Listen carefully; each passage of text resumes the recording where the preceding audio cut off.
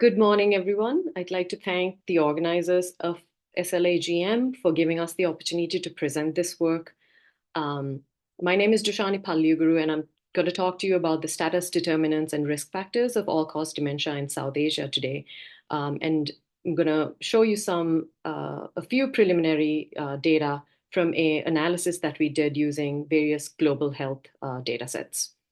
So we know that South Asians currently make up more than 25% of the world's population, but unfortunately, very little effort has been dedicated to studying trends, etiological factors that drive aging, in particular brain aging and conditions related to brain aging, such as dementia. Now, there are different types of dementia, but the most common type of dementia is Alzheimer's disease. And for many of these, types of dementia, there are many risk factors.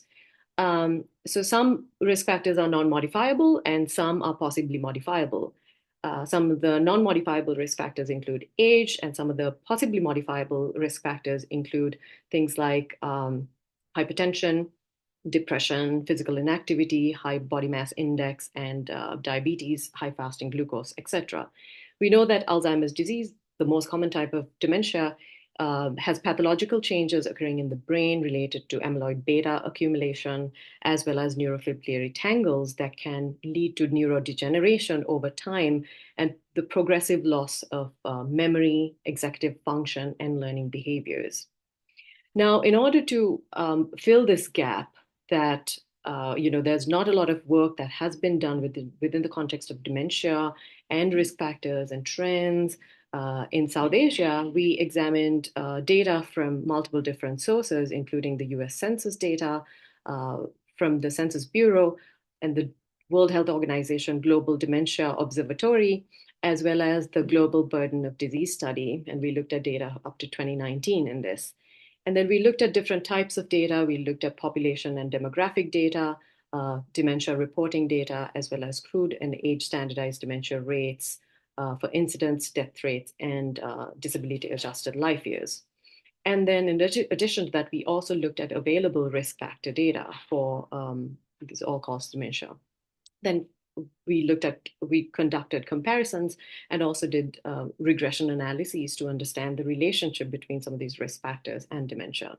So just to highlight a few snippets of results that we obtained from this analysis, that we saw that the percentage of older adults is highest in Sri Lanka out of the South Asian countries. And this is probably not news to a lot of people in this audience. About 12.4%, possibly higher now, of the Sri Lankan population is either 65 years or older in Sri Lanka. And then we also did a similar analysis for other South Asian countries as well. The countries with the highest life expectancy were Maldives and Sri Lanka. In Sri Lanka, it's about 76.8 years. And then, unfortunately, a lot of these countries, even the countries that are part of the Global Dementia Observatory, Bangladesh, India, Maldives, and Pakistan, there was no really dementia reporting that was done in a formal manner or a national plan for dementia available in any of these countries. But my understanding is that some of these areas are being addressed in some South Asian countries now, which is good. Next, I want to show you some snippets of data. Again, for the lack of time, I'm not going to show you everything that we have in the paper. So what this shows is age standardized dementia incidence rates. And you see that the highest rates that you see is in Afghanistan, and then followed by Sri Lanka and Maldives.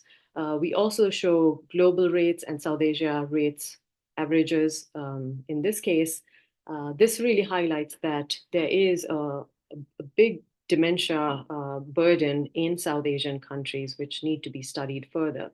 Next, what we did was we wanted to understand what might be some of the risk factors that might be associated with these dementia rates in South Asia. So for this, we looked at global health data, again, from the Global Burden of Disease study, looked at available data for different risk factors and looked at the prominence for these risk factors within each South Asian country. And what we saw was that there's an incredible amount of diversity in terms of the types of risk factors that you see in different countries. So for example, in Sri Lanka, a big proportion of the risk factors might be related to either diabetes, type 2 diabetes, or high fasting glucose, and also perhaps high systolic blood pressure. However, in other countries, so for example, in Pakistan and Nepal, you see a high burden attributed probably to air pollution, which is not really a concern in Sri Lanka, at least in this data. Next, what we did was we did a simple linear regression analysis to understand how exactly these risk factors were correlated with all-cause dementia rates in South Asia as a whole. And what we saw was that the highest contributing risk factors, or the highly correlated risk factors with all-cause dementia, were high BMI, high fasting glucose, and low physical activity, followed by perhaps high systolic blood pressure as well. So I want to really, the take-home message in our study is the importance of follow-up studies. Like I said, we're really deeply limited by the fact that we had to use data that's already available. And these data sets were in some cases incomplete and did not really, have actual data from the ground. So, these are anybody who's worked with perhaps, these large data compilation projects knows that sometimes you have to rely on modeling related methodologies in order to get missing data. So this is, I think, a big limitation in this study. And I want to highlight again the need for longitudinal studies on brain aging and conditions like dementia that might be related to brain aging, particularly in the South Asian region. So with that, I'd like to thank all of my co-authors for all of their hard work on this project. And I'd also like to take the opportunity to thank Professor Vajra Dissanayake for his support of this work.